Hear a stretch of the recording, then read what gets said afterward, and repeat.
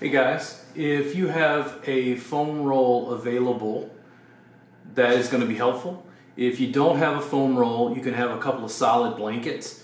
I'm going to be covering some sort of different stuff today. I had someone from Twitter, a friend of a friend, tag someone in a post because they were having problems on the inside of their knee. And my assumption is, based on the little picture they drew of where they were feeling pain, that it's probably in their adductors. The problem is it's kind of hard to reach inside into that area to be able to deliver pressure. It sounded like the person also is a little bit hypermobile, which is, when you take class with me, it's the reason I was recommending you don't overstretch. People who are hypermobile are actually at a higher risk potential than people who are just stiff and tight. I have to watch the hypermobile people because I don't want them hyperextending joints, things like that. If you have a step stool, if you have something like this, now this one that I have is super solid, okay?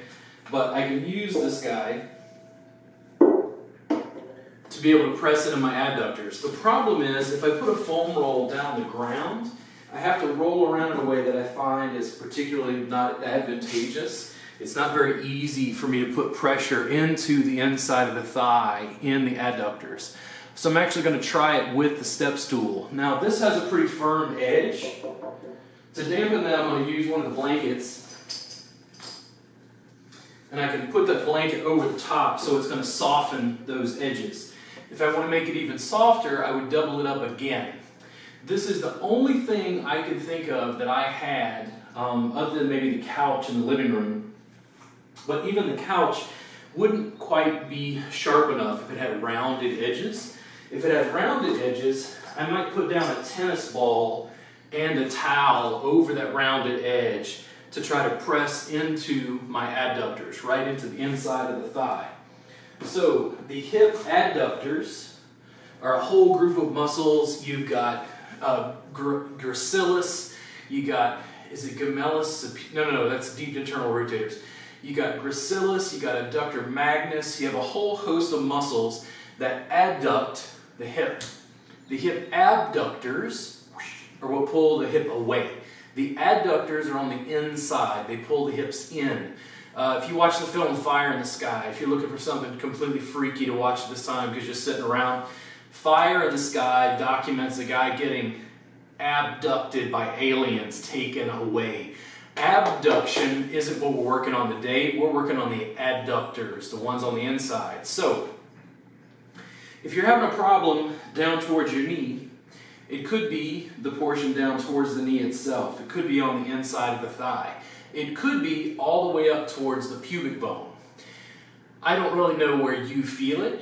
It's okay to put pressure on any of these areas for most people, unless you're having some sort of, if you just had a stroke, not a good idea. If you have major cardiovascular issues, the femoral artery runs through here, so you might not want to put pressure then.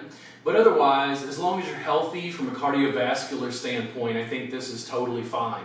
I'm going to improvise this. I don't remember the last time I've done this. My adductors don't particularly bother me, but the work I do is very heavy on my legs and feet, so I'm constantly moving around. I'm going to try on my left side, since that's usually the more tight. I'm going to double this guy up, and I'm going to fold it over, because I want to dampen this edge right here. This edge here would be really sharp. Now, I might want to build up to that, but initially, usually the way the work is going to go is you're going to go superficial to deep and general to specific. So I'm going to come in and sit, and I'm going to see if I can hook that leg right inside there. Now, I'm using body weight to try to lean into my hands to apply pressure. And in my case, I think this is a little too thick. I'm going to half it. I think I could use something a little bit sharper, a little more pointed. Okay. Now, I'm going to use this foot and kind of stand, or start to put a little weight into it and lean forward. Now, I can start to feel the pressure on the inside of this thigh. I can move this around closer to the pubic bone. Right in there. Now, instead of lifting the hip up, if I relax and allow the adductor to sink Which direction feels better to you? Is it the lifting up and away?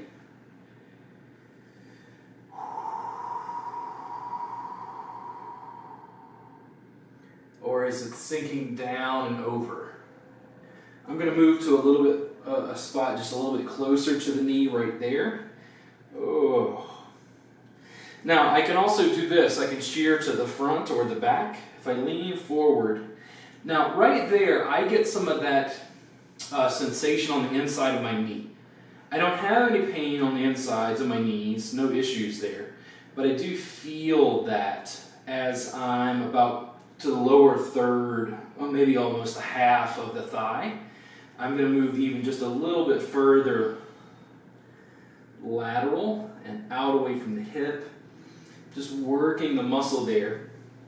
I think you could see that we could probably lay down and start to work on the adductors using a foam roll, but I think that's more complicated. The foam roll also isn't quite as sharp.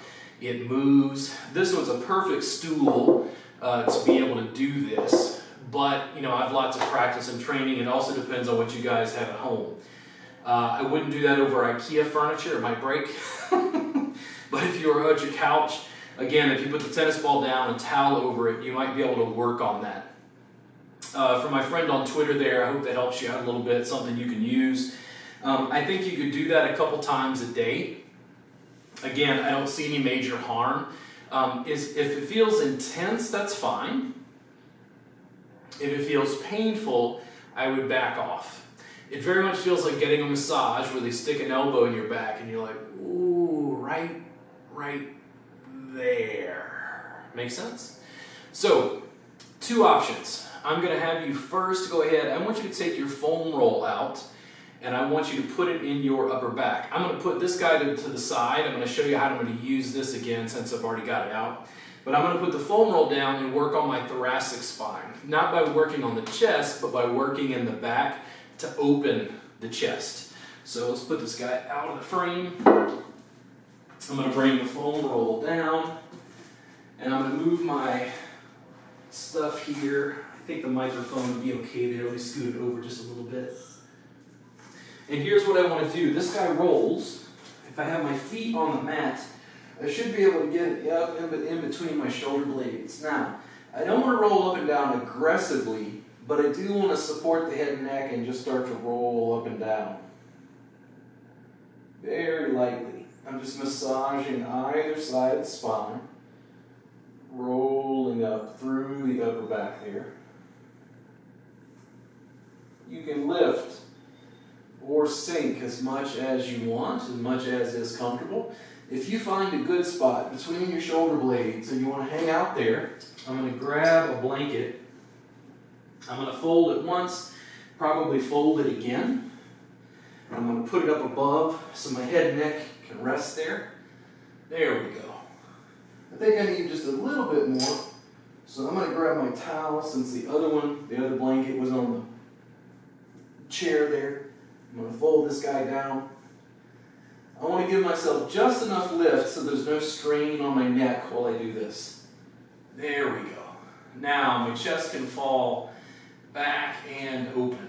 Now, that little bit of pull, that little bit of connection, because now I've got some pressure at the back of the head, I can start to make these little movements with the head and neck.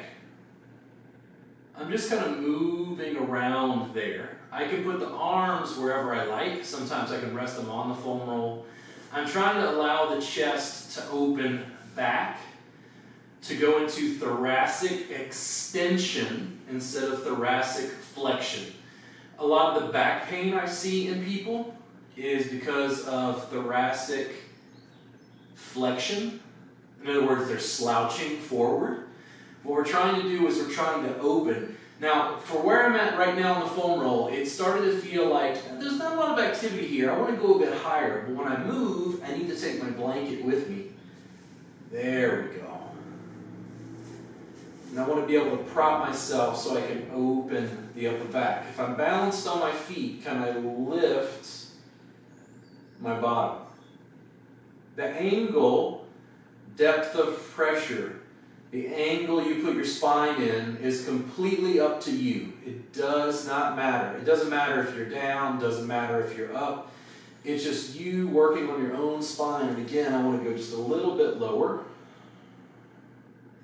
Now, what I get is I started to tuck my chin. And as I tuck my chin, I feel those cervical vertebrae. It feels about like C7 through C6 and C5.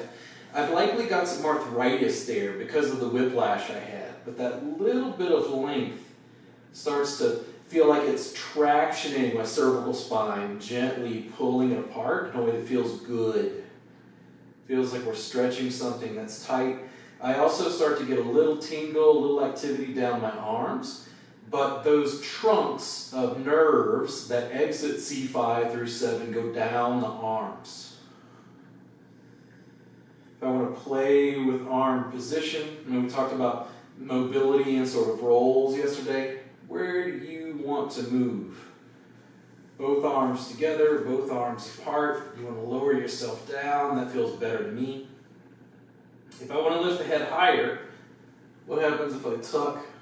There we go. A little bit more. I don't want you to think that this lazy reclined yoga is less effective. This is putting you in a sustained stretch. Something that I think is in some ways more profound because it sort of creates a space for your body to very deeply unwind and let muscle go. But we don't have to work at it. We're tricking gravity into falling open instead of having gravity pull us closed every day the way it does, falling forward. This allows me to fall back. I'm going to lift up just a little bit, want it a little bit lower, trying to find that spot on my thoracic spine between my shoulder blades. If I keep the pressure on my sacrum and keep the pressure on my shoulder blades and upper back, I'm going to lift just my head because my body, my neck, likes this little bit of a stretch in the posterior.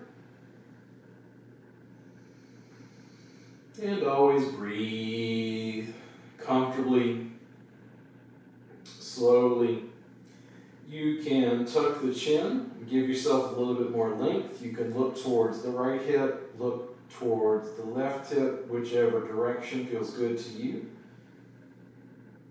Now after I've got some length there, I'm going to lower myself back and down again.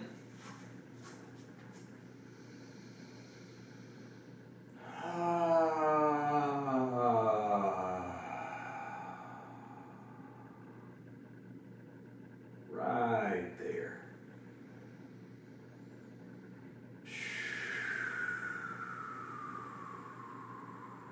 What feels good?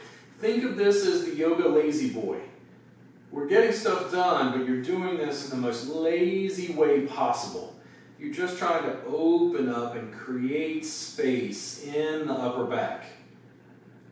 If you're anything like me, you work at a computer, you're sort of slouched forward all day. This helps minimize that. If my arms get tired of being in that position, I can change it, move them down. Very much change the pressure I felt. Now that my hips have had a rest, and then lift myself up again. Little bit of up and down, back and forth, trying to find the sweet spot right there. Now, if I want to roll just a little bit to the right or a little bit to the left, which side in the upper back, in the thoracic, along those paraspinals, which of those needs a little bit of work? Feel free to prop yourself. Either side, just remember to breathe. Any of these variants, this is the 4th day you've worked with me, you can play with this. You can change this. Ooh, man, when I went to my left, tender, right? Oh, right there. Now, if I'm pressing on the left side, what happens if I lengthen and I pull that shoulder blade away? I'm lengthening the rhomboids. Ooh, right there. Breathe.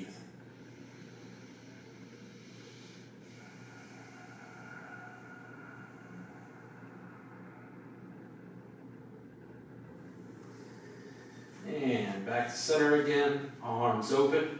Don't put your shoulders in a spot where they feel compromised. We're trying to create space, create a sense of openness, a sense of relaxation, of calm in the nervous system as we do this.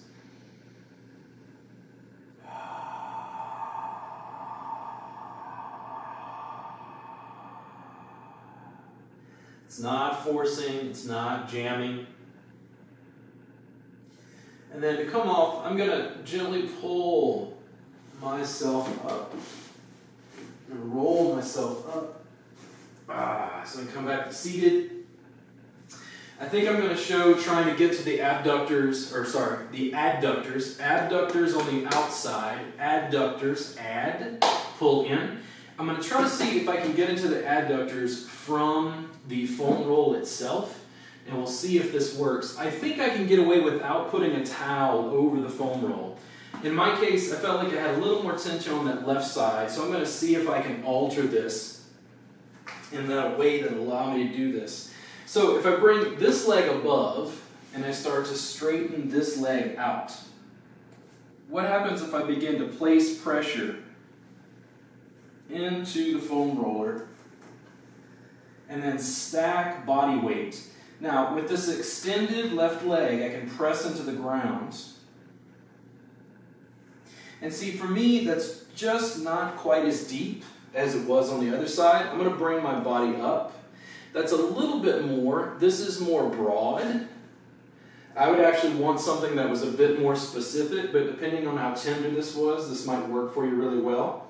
Since I haven't done this in a while, I'm just exploring, just trying to figure out how I can apply pressure into the inside of the thigh in a way that's going to work. Now, if I lift my body up and I hook this leg over, that's a little bit more, but not quite. I actually preferred that. I've spent a lot of time using tools like this, trying to figure out how to deliver pressure into specific areas, and that's my preferred choice because of that sturdy edge. The challenge is that guy's probably made of steel. It's extremely, extremely dense.